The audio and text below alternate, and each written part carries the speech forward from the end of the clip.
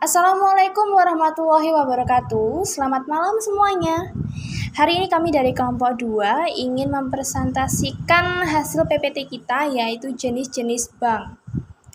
Sebelum masuk ke materinya, saya akan memperkenalkan anggota-anggota kelompok 2. Mulai dari Diah Riza, lalu saya Divani, Iwan Nudin, dan yang terakhir Ayu Sinta. Next. Nah, pada slide nomor 3 ini, kita akan membahas klasifikasi jenis bank berdasarkan beberapa dimensi kunci yang mencerminkan keragaman peran dan fungsi bank dalam sistem keuangan. Mari kita lihat secara singkat 4 kriteria klasifikasi utama. Yang pertama, ada kegiatan usaha. Dari perspektif bank umum, mereka fokus pada layanan perbankan konvensional seperti penerimaan simpanan, pemberian kredit, dan transaksi bisnis. Dan juga nih ada dari Bank Perkreditan Rakyat atau BPR. Nah, mereka tuh terutama beroperasi di tingkat lokal dengan pemberdayaan ekonomi masyarakat melalui pembiayaan mikro dan kecil.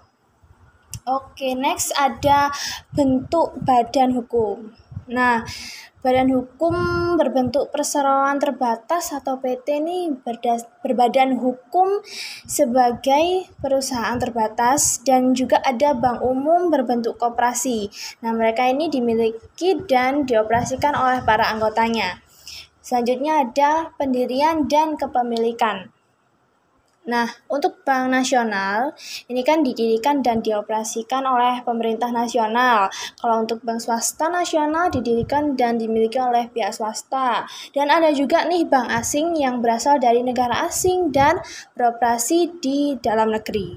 Oke, yang keempat ada target pasar.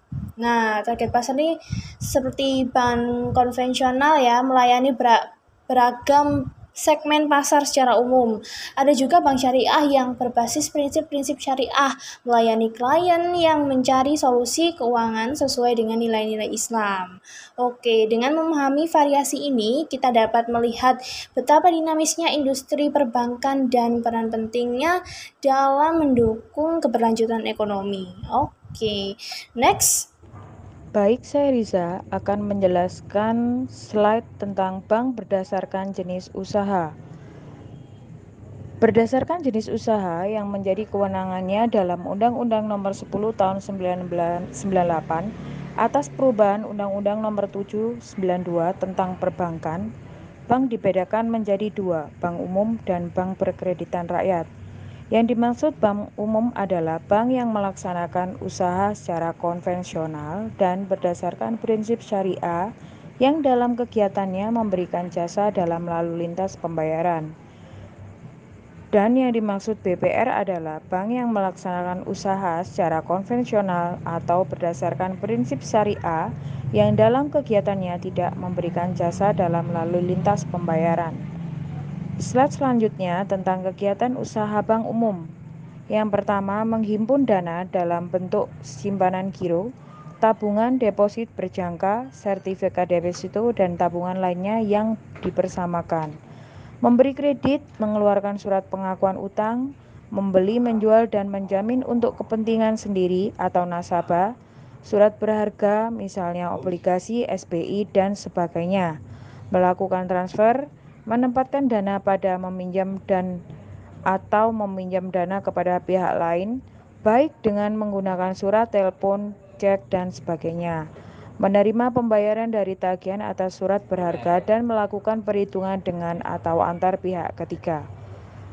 Slide selanjutnya menyediakan safe deposit box, melakukan kegiatan penitipan untuk kepentingan pihak lain berdasarkan suatu kontrak, melakukan penempatan dana dari nasabah kepada nasabah lain dalam bentuk surat berharga yang tidak tercatat di bursa efek, melakukan usaha anjak piutang dan kartu kredit, melakukan usaha berprinsip syariah, kegiatan usaha valuta asing, penyertaan modal kepada bank atau lembaga keuangan lain berdasarkan ketentuan BI, penyertaan modal sementara untuk mengatasi akibat kegagalan kredit atau pembiayaan berdasarkan aturan BI, membeli anggunan baik semua atau sebagai semata, dan yang terakhir melakukan kegiatan lain yang lazim dan tidak bertentangan dengan undang-undang. Selanjutnya dengan saya Ayu Sinta, kegiatan usaha BPR yaitu menghimpun dana dari masyarakat berupa simpanan tabungan dan deposito berjangka atau yang dipersamakan dengannya,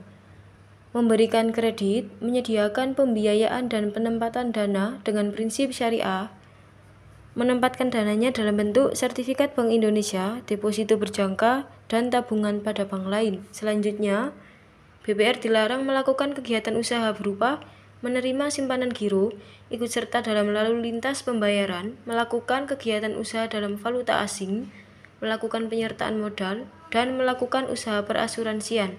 Selanjutnya, perbedaan bank umum dan BPR. Bank umum, tabungan, deposito, giro, lalu lintas pembayaran, usaha falas, penyertaan modal. Sedangkan BPR tidak boleh terima giro, tidak ikut lalu lintas bayaran, tidak melakukan usaha falas, dan tidak penyertaan modal. Baik, untuk presentasi selanjutnya dengan saya Muhammad Ikhwanuddin, slide nomor 10. Bank berdasarkan bentuk badan usaha.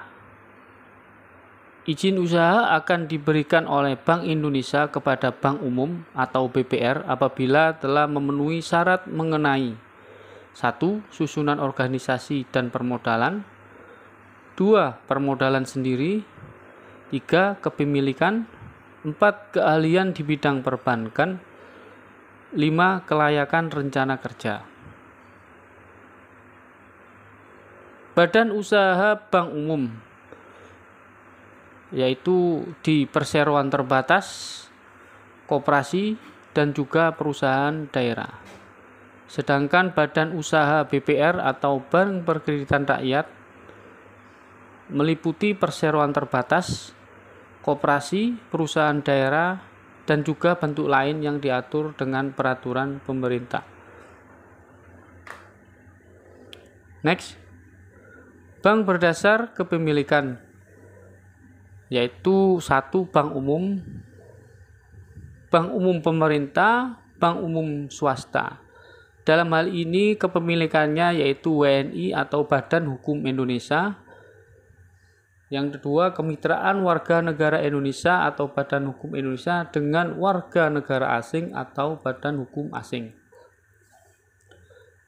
BPR, Bank Perkreditan Rakyat, hanya dapat didirikan dan dimiliki oleh WNI, Badan Hukum Indonesia yang seluruh pemiliknya adalah warga negara Indonesia,